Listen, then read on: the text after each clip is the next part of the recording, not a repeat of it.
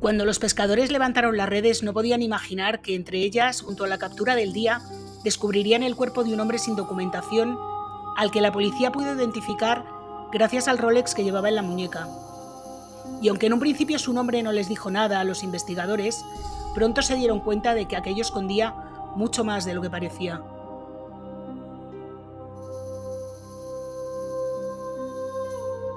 Hola a todos, yo soy Julia y hoy os traigo un caso muy interesante, que es un poco complicado porque tiene muchos nombres y la historia es un poco enrevesada, pero que en mi opinión no tiene muchos documentales en español que lo cuenten bien. Y precisamente porque suponen reto es por lo que me he decidido a contaros la historia de Albert Walker, un hombre encantador que pensaba que se iba a salir con la suya porque había cometido el crimen perfecto. Y lo peor de todo es que estuvo a punto de conseguirlo. Pero un reloj y una serie de casualidades lograron que la policía abriera un caso que estaba a punto de cerrarse en falso. Y que cuando se abrió, destapó todas las mentiras que envolvían la vida de uno de los criminales más buscados por la Interpol. Si quieres saber más, sé bienvenido. Aprovecho para daros las gracias por ver mis vídeos y si os gustan ya sabéis que os podéis suscribir, darme un like, comentar, compartir, activar la campanita y todas estas cosas que a vosotros no os cuestan nada y a mí me ayudan un montón. Y bueno, como digo siempre, no me enrollo más y vamos con el caso. Nuestro caso comienza a principios de agosto de 1996, a eso de las 5 de la mañana, en el puerto de Brixham, en Devon, Reino Unido, cuando dos pescadores se preparaban para empezar su jornada. La primera captura del día fue bastante decepcionante, así que decidieron navegar 6 millas mar adentro hacia una zona en la que raramente se pescaba, una zona conocida como The Rafts. Los pescadores tenían las redes lastradas para hundirse hasta el lecho marino y atrapar todo lo que flotara por encima, así que tras aproximadamente una hora comenzaron a recoger las redes y lo que recogieron les dejó helados. Allí, entre los peces, en medio de las redes, encontraron el cuerpo de un hombre. Los pescadores, bastante confusos, decidieron llamar a la Guardia Costera Británica y este fue el comienzo de una investigación increíble que involucró a la policía de varios países, pero especialmente a la británica y a la canadiense, y que sacó a la luz una estafa financiera y al menos una muerte inexplicable. Pero una de las cosas más sorprendentes de este caso es que la policía, al principio, pensó que simplemente se trataba de un trágico accidente. El cuerpo que habían encontrado entre las redes estaba en un estado sorprendentemente bueno para haber estado en el agua salada. Vestía una camisa de manga larga, pantalones y zapatos marrones y no tenía ninguna identificación. Daba la impresión de que le habían vaciado los bolsillos para robarle. Pero esto a la policía no le cuadraba porque en su muñeca llevaba un Rolex que mostraba la hora y una fecha. Ponía 22. Y otra cosa que observaron es que el hombre tenía un tatuaje en la parte posterior de la mano derecha. Y aunque estaba ligeramente borroso, la policía pensó que se trataba de unas estrellas. Sin embargo, meses después descubrieron que no eran estrellas. La policía barajó la posibilidad de que pudiera haberse caído de un barco en el canal, porque por allí pasan muchísimos barcos, pero nadie había sido reportado como desaparecido en ese momento. Así que, cuando le hicieron la autopsia que reveló varias heridas, incluido una profunda en la cabeza, pensaron que éstas podían haber sido causadas al levantar la red para subirlo a bordo, y que el cuerpo había estado en el mar durante al menos 2 semanas. Sin embargo, la mejor pista sobre su identidad no vino del tatuaje, sino de su reloj. Al parecer, si el reloj era un Rolex auténtico, debería tener un número de serie, y si se había llevado a una tienda oficial para hacerle algún tipo de reparación o incluso de mantenimiento, el nombre del dueño aparecería en los registros de la marca. Así que las autoridades contactaron con Rolex en Londres y esta confirmó que el reloj había tenido algo de mantenimiento en una joyería de Yorkshire y que el nombre del propietario era un tal Ronald Joseph Platt.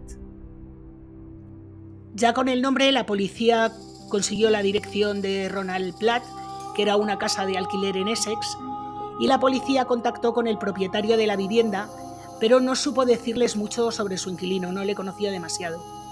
Pero sí les dio el nombre de la persona de referencia que Ronald les había dado para el alquiler. Este nombre era David Davis. Así que La policía contactó con el señor Davis y le informó de todo lo que le había pasado a Ronald.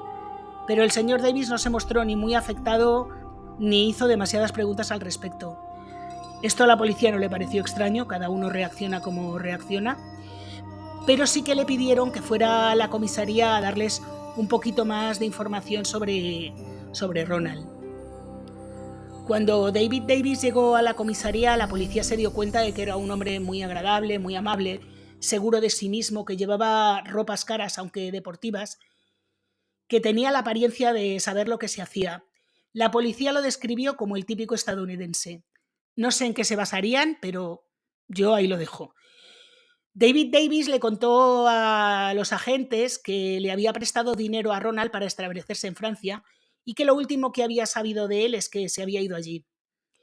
Davis también aclaró que el tatuaje de la mano de Ronald no eran unas estrellas, sino una hoja de arce canadiense, la hoja que aparece en la bandera de Canadá. Y que también tenía una foto de Ronald que creía que podía localizar y que se las mandaría. Al parecer, para la policía esto daba por zanjado el asunto, puesto que el hombre había aparecido en el Canal de la Mancha. Si vivía en Francia, era probable que estuviera en un barco de vuelta a Inglaterra o viceversa. Así que la policía pensó que se había caído de forma accidental y que se había ahogado. Cuando habían pasado unas semanas y para zanjar los últimos trámites antes de cerrar el caso definitivamente, la policía llamó por teléfono a Davis para preguntarle un dato que no tenían claro. Pero como no respondía al teléfono, le pidieron a la policía local que se acercara hasta su casa para hablar con él. La zona en la que vivía Davis era tan rural que muchas de las casas no tenían número e incluso algunas no tenían ni el nombre de la calle. Se identificaban por el nombre de la vivienda. Así que la policía se acercó hasta allí y llamó a la primera casa que vio en la zona. La casa en la que vivía Davis se llamaba Little London Farmhouse y la casa a la que llamaron se llamaba Little London House.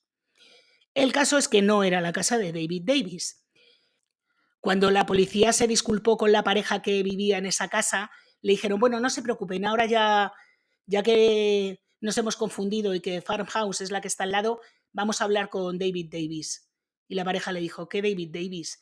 Ahí vive un tal Ronald Platt. Y ahí fue cuando a la policía se le encendieron todas las alarmas.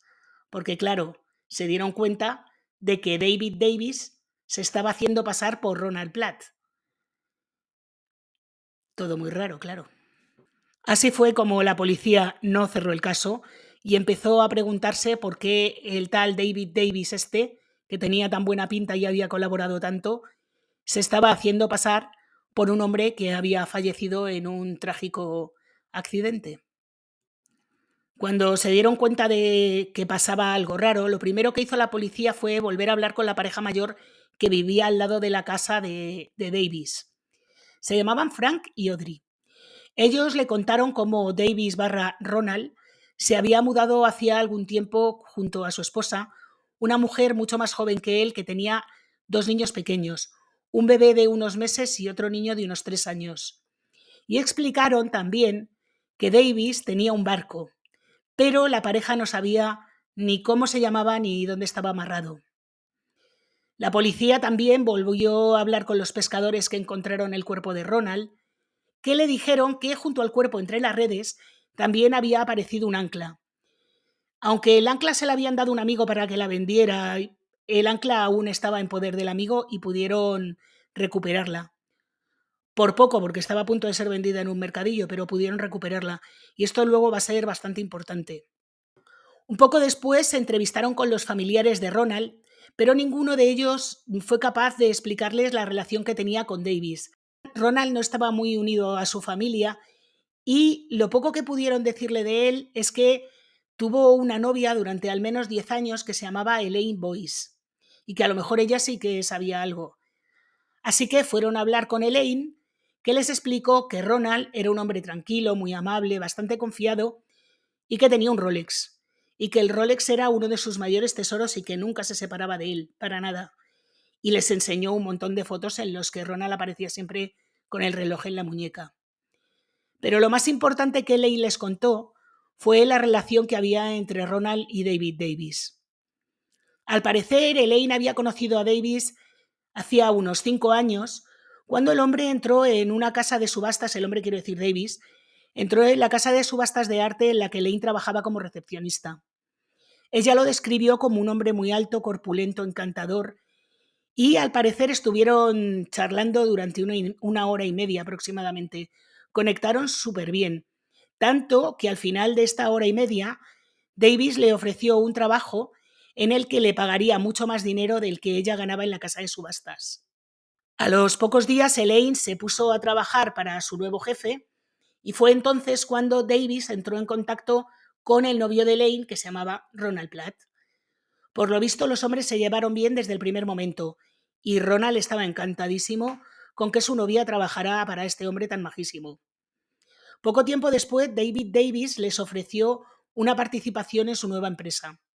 El nombre de la empresa era Cavendish Corporation, que sonaba como, vamos, una multinacional. Les hizo directores de la empresa a ambos, explicándoles que él no quería figurar como director porque estaba separándose de su mujer, que le pedía una cantidad desorbitada como pensión en el divorcio, y que ella era una eminente doctora en Nueva York, que tenía dinero más que de sobra, y lo que a él le pedía era por pura codicia, no para mantenerse. Y ellos se lo creyeron y firmaron como directores de la nueva empresa. Además, la pareja, Elaine y Ronald, soñaban con trasladarse a vivir a Canadá y el dinero que les ofrecía Davis era más que generoso. Así que el trabajo les venía súper bien y además era un trabajo comodísimo. Consistía en viajar por toda Europa para ver propiedades. Aunque misteriosamente nunca se compró ninguna, pero aprovechando los viajes, Elaine le hacía ingresos de dinero en cuentas repartidas por varios países del mundo a David Davis y también en cuentas en paraísos fiscales que estaban a nombre de la empresa que ella misma dirigía. El matrimonio Davis, el formado por David Davis y esta mujer tan joven, y la pareja formada por Elaine y Ronald se hicieron íntimos.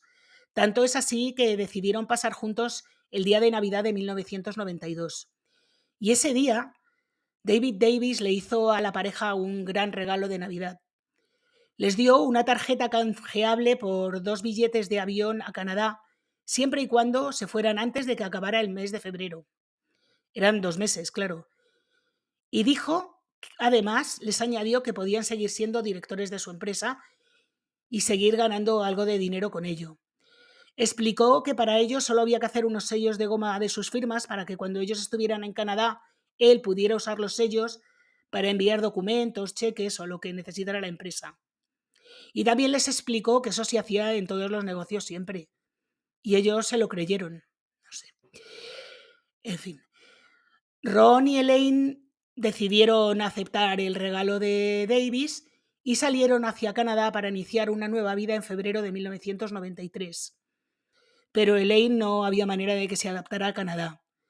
Tenían poco dinero, ella no tenía permiso de trabajo y lo peor de todo es que estaban en pleno invierno y hacía un frío horrible. Así que 5 meses después de marcharse a Canadá, Elaine volvió para la boda de un familiar y ya no regresó a Canadá. Davis, que como amigo de la familia también estaba invitado al enlace, se enfadó muchísimo cuando se enteró que Elaine no volvería a Canadá con Roland e hizo todo lo posible para que ella volviera, pero Elaine se negó y nunca volvió. Tras la negativa de Elaine, David Davis hizo las maletas y se fue de la zona, con lo cual Elaine se quedó un poco desconectada de él. Lo único que tenía para hablar con David Davis era su número de teléfono móvil. Así que, poco a poco, fueron perdiendo el contacto. Lo que Elaine no sabía es que a partir de ese momento David Davis, en su nueva ubicación, vivía en otro sitio de Inglaterra, empezó a llamarse Ronald Platt. Como Elaine había cortado prácticamente toda la comunicación con su novio y también con David Davis, no se enteró de lo que le había pasado a Ronald. A pesar de todo, Elaine creía que David Davis era un hombre encantador y de vez en cuando, aunque él normalmente no la llamaba a ella sí quería llamarle a él, y justo 3 meses después de que pasara el trágico accidente de Ronald, Elaine llamó por teléfono a Davis, pues para ver qué tal estaba, cómo le iba la vida, y en su conversación David Davis no le comentó absolutamente nada de lo que le había pasado a Ronald, aunque claro, él lo sabía. La que no lo sabía era Elaine. A Elaine todavía no la había contactado la policía y no sabía lo que le había pasado a su exnovio.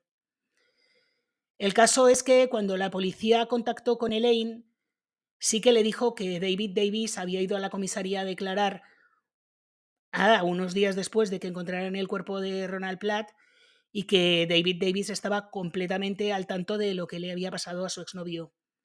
Y a ella esto le extrañó muchísimo, le extrañó tanto, tanto que no le hubiera contado lo que le había pasado a Ronald que decidió decírselo a la policía. La policía, que no tenía mucha idea de dónde estaba David Davis, trató de utilizar a Elaine para localizarle. Así que le pidieron que contactara con David Davis con la excusa de decirle lo que le había pasado a Ronald y que a ver si podían quedar para tomar un café, de modo que David Davis saliera de donde estuviera para que pudieran detenerle. Y así fue como detuvieron a David Davis, una vez que se dirigía a tomarse un café con su antigua empleada Elaine. A David Davis le detuvieron cuando salía de una estación de tren y en uno de sus bolsillos se encontraron documentación a nombre de David Davis y en otra a nombre de Ronald Platt. Y esta fue la primera pista y la primera prueba de que David Davis estaba suplantando la identidad de Ronald Platt. Aunque claro, esto no es suficiente para conseguir una condena, necesitaban muchas, muchas más pruebas. Así que decidieron seguir investigando. Y una de las primeras cosas que hicieron, evidentemente, fue un registro de su vivienda. Cuando llegaron a la casa de Davis para registrarla y arrestar a su mujer, porque no sabían el grado de implicación que tenía con todo lo que había pasado, descubrieron que la mujer estaba mucho más preocupada por recoger las cosas de los niños que por ser detenida. Pero mientras preparaba la bolsa de los pequeños, la policía notó que era demasiado pesada, así que la abrieron y encontraron dentro no pañales, ni comida para niños, ni ropita, no. Encontraron lingotes de oro y fajos de billetes. Alucinante. En la casa también encontraron 25.000 libras en efectivo, 8.000 francos suizos, 17 lingotes de oro, pinturas valoradas en más de 6.000 libras, además de un montón de documentos y fotos del barco. El barco que hasta ese momento no habían encontrado. Así fue cuando vieron estas fotos que descubrieron cómo se llamaba el barco y pudieron rastrear dónde se encontraba amarrado. Cuando hicieron el análisis forense del barco, en él encontraron rastros biológicos de Ronald Platt en un cojín que había en la cabina y una bolsa de una tienda náutica con huellas dactilares de Ronald. Así que fueron a la tienda y descubrieron que Ronald y Davis habían comprado en esa tienda, entre otras cosas, un ancla. Cuando la policía le enseñó el ancla a los de la tienda, vieron que era exactamente el mismo ancla que habían encontrado entre las redes de pesca. Y vieron también que el ancla coincidía con las heridas que presentaba el cuerpo de Ronald.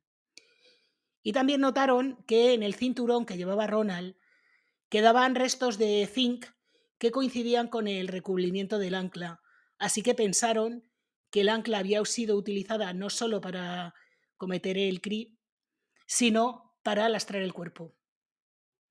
Con todos estos descubrimientos, evidentemente, las pruebas contra Davis se iban acumulando, pero la policía pensaba que aún no eran definitivas. Así que, como creían que era estadounidense, decidieron mandar sus huellas dactilares a la Interpol. ¿Y cuál fue su sorpresa cuando la Interpol le dijo que no era estadounidense, sino canadiense, que no se llamaba David Davis, sino Albert Johnson Walker, y que se trataba de un fugitivo que estaba desde hacía muchos años entre los más buscados por la Interpol por el robo de millones de dólares y por secuestro? Así que aquí comienza el capítulo 2 de nuestra historia. Pero antes de continuar, creo que voy a hacer un breve resumen para centrarnos un poco más en lo que estamos diciendo. En agosto del año 1996, unos pescadores recogen el cuerpo de un hombre al que no logran identificar en un principio, pero que después de comprobar que lleva un Rolex en su muñeca, le ponen nombre y resulta que se llama Ronald Platt. Investigando entre sus amigos conocidos y allegados, descubren a un tal David Davis, que era muy amigo de Ronald, aunque por lo visto David Davis le había perdido un poco la pista y realmente le hacía viviendo en Francia. La policía piensa que todo ha sido un accidente bastante fortuito y van a cerrar el caso. Pero antes de cerrarlo necesitan consultarle unos datos a David Davis, que parece que es el que sabe más sobre la vida en los últimos tiempos de Ronald Platt. Cuando van a su casa a hablar con él porque este no les coge el teléfono, se confunden de vivienda y los vecinos le dicen que el que vive en la casa en la que se supone David Davis no es David Davis, sino que se llama Ronald Platt. Así que la policía descubre de esta manera que David Davis está haciendo pasar por Ronald Platt. Así que no cierra la investigación, piensan que no se ha tratado de un accidente fortuito y que evidentemente David Davis puede tener algo que ver en la muerte de Ronald, y al investigar empiezan a encontrar cosas cada vez más turbias. Así que finalmente le detienen como sospechoso de haber acabado con la vida de Ronald y cuando registran su casa encuentran un montón de dinero en efectivo, un montón de lingotes de oro, bueno, un montón de cosas, además de las dos identificaciones, una a nombre de David Davis y otra a nombre de Ronald Platt.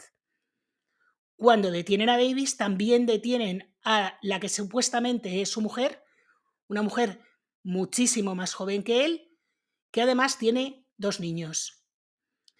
Como la policía no cree que cuente con pruebas lo suficientemente sólidas para que le condenen, manda sus huellas a la Interpol y así es como se enteran que David Davis no existe, que el que tiene esas huellas en realidad se llama Albert Johnson Walker, que no es ni inglés ni estadounidense, sino canadiense.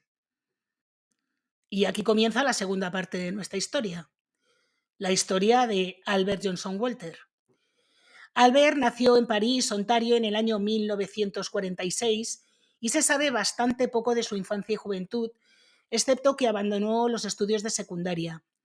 En el año 1968, mientras trabajaba en la biblioteca de la Universidad de Waterloo, conoció a una estudiante llamada Barbara MacDonald y 3 meses más tarde, el 25 de octubre, se casaron en la capilla de la universidad y se trasladaron a vivir a Escocia.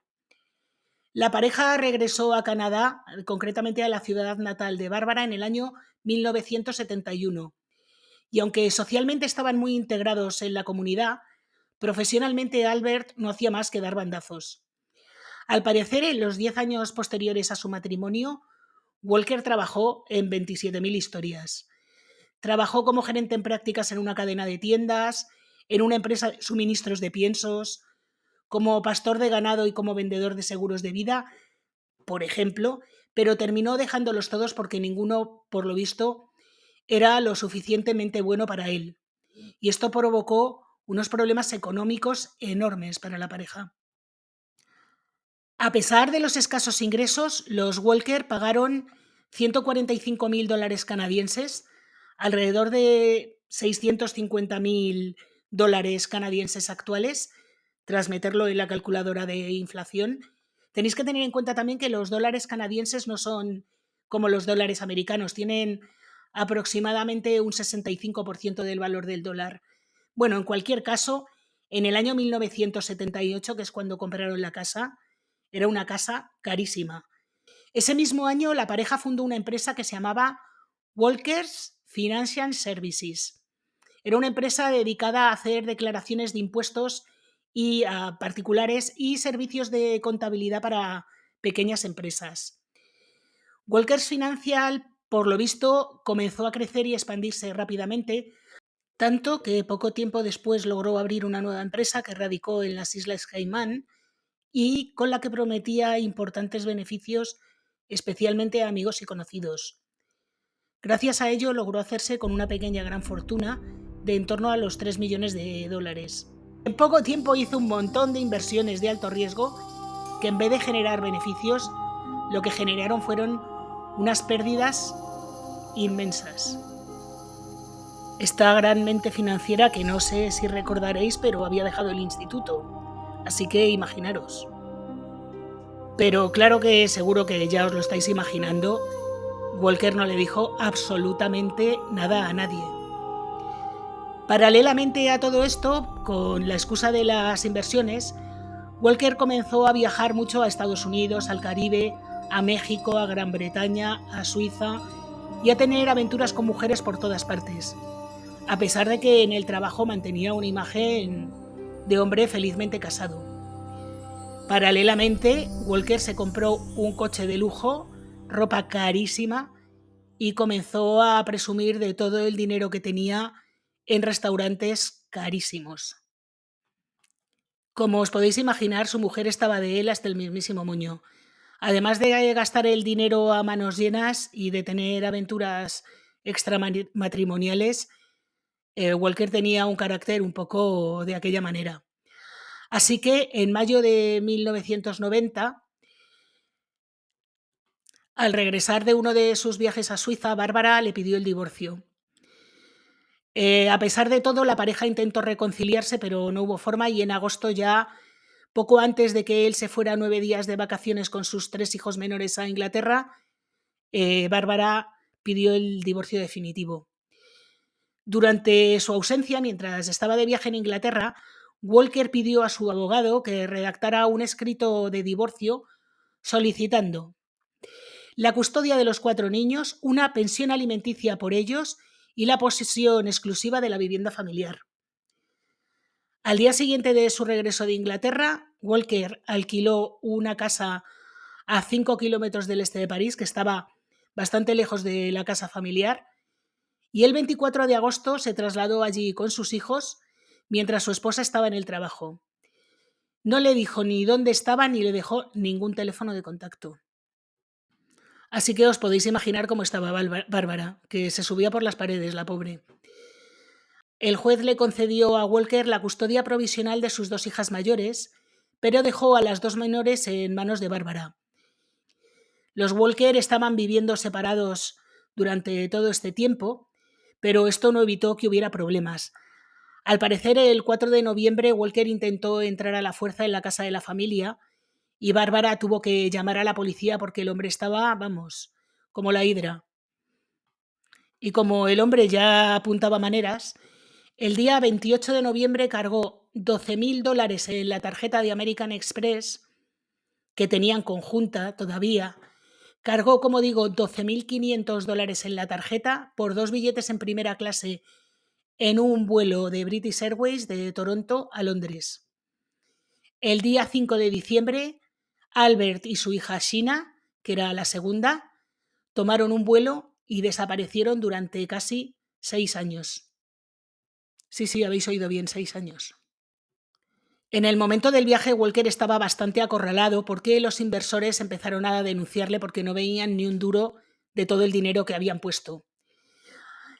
Así que este hombre decidió poner tierra de por medio y llevarse con él a su hija de 15 años.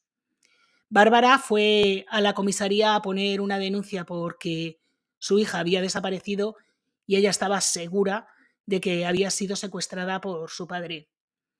Pero la policía no había manera de que encontrara a este hombre, a pesar de que la foto de Sheena salió en un montón de periódicos, tanto canadienses como británicos, porque sabían que había cogido un vuelo a Reino Unido. La misma investigación que buscaba a Sheena también buscaba entre las finanzas de Walker a ver dónde estaba todo el dinero que no le estaba pagando a sus inversores. Y así fue como descubrieron que entre julio y diciembre de 1990 Walker había retirado algo más de $1 millón de las cuentas que controlaba. Los diferentes registros bancarios mostraron que utilizó el dinero para comprar libras esterlinas, francos suizos, francos franceses y lingotes de oro. En algunos casos movió dinero de cuentas de un banco canadiense a otro suizo y acumuló una deuda en la tarjeta de crédito de $41.000, por lo que contra él se presentaron 18 cargos por robo, fraude y blanqueo de capitales. Y lo convirtieron, claro, en uno de los criminales más buscados en su país. Mientras tanto, su mujer Bárbara contrató detectives privados para buscar a Sheena y muchos amigos y vecinos en su ciudad natal se organizaron para recaudar fondos que financiaran la búsqueda. Además, también hizo unos cuantos descubrimientos desagradables sobre las actividades de su marido antes de su desaparición.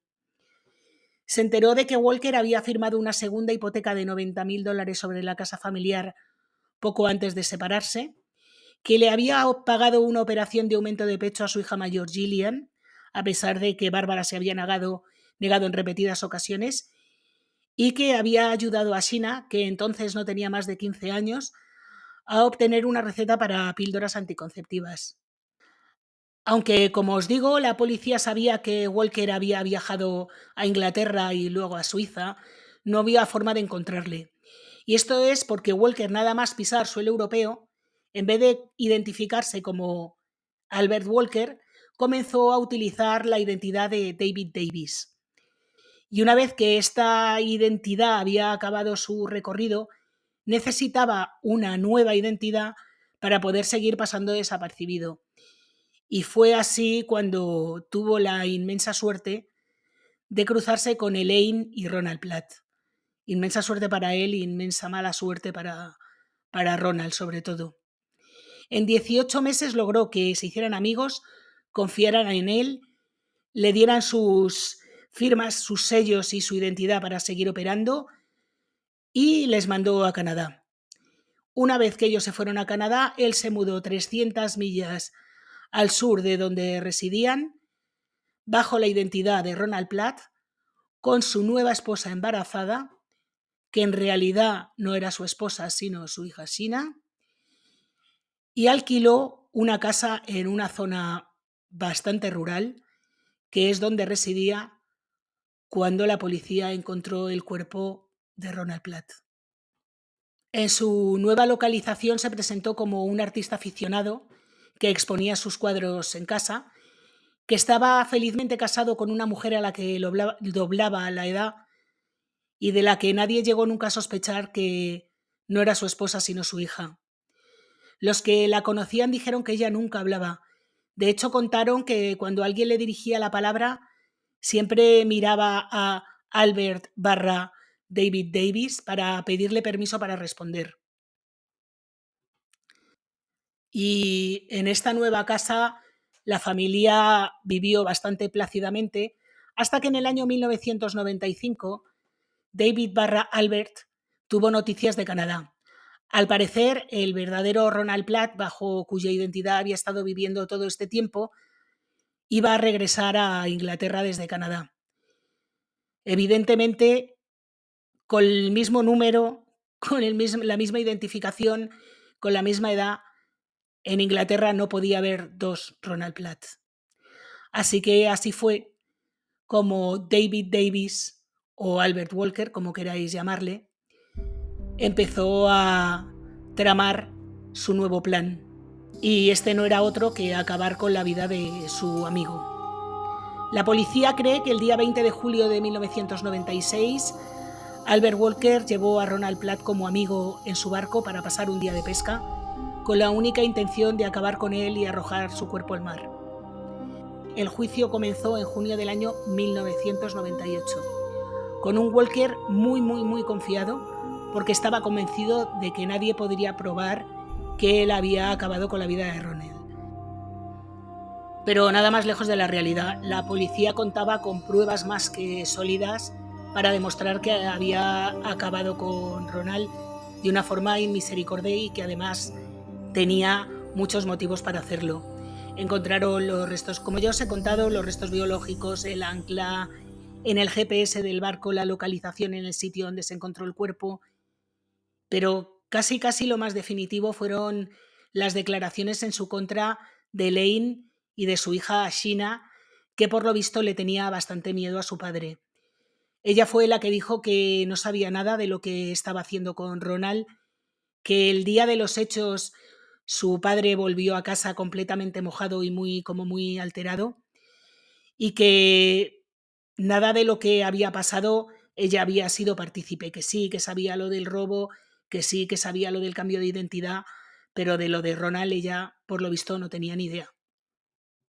Así que con todas estas pruebas al jurado no le tomó más de 2 horas decidir que Albert Walker barra David Davis barra Ronald Platt era culpable. Fue condenado a cadena perpetua sin posibilidad de condicional en Reino Unido, pero en el año 2005 fue trasladado a una cárcel canadiense. En el año 2007 se llevó en Canadá un juicio contra el fraude y blanqueo de capitales y fue condenado a 4 años más de prisión. Pero, a pesar de que la sentencia decía que no podían concederle la libertad provisional, en junio de 2023 salió en libertad condicional y ahora mismo está en libertad. Esta es una de las cosas más indignantes de este caso, porque este hombre en ningún momento mostró ni arrepentimiento ni remordimiento por todo lo que había hecho, lo cual es horrible. Y si os estáis preguntando si los hijos de Sheena eran de su padre, pues no os puedo aclarar, porque Sheena ni ha concedido entrevistas ni ha dicho jamás de quién eran los niños.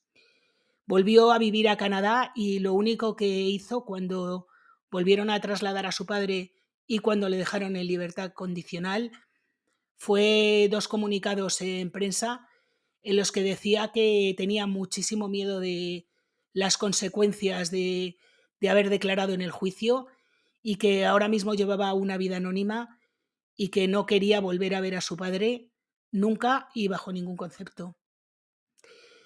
Y bueno, hasta aquí el caso de hoy, que a mí me parece un caso, aparte de bastante indignante, porque este hombre cometió un montón de tropelías contra su familia y contra todo el mundo. Y lo más indignante de todo es que, a pesar de que se le sentenciara a cadena perpetua sin posibilidad de condicional, pues ya está en la calle. Es verdad que es muy mayor, es verdad que está enfermo, es verdad que mil cosas, pero este hombre ya está en la calle. Y el que no está en la calle es Ronald Platt. Y por cierto, los inversores nunca volvieron a ver un duro de todo. Así que bueno, como os digo, hasta aquí el caso de hoy. Espero que os haya gustado. Si es así, por favor, dadme un like, suscribiros, comentar, compartir y bueno, todas estas cosas que os digo siempre. Y como subo vídeo todos los viernes, hasta la semana que viene.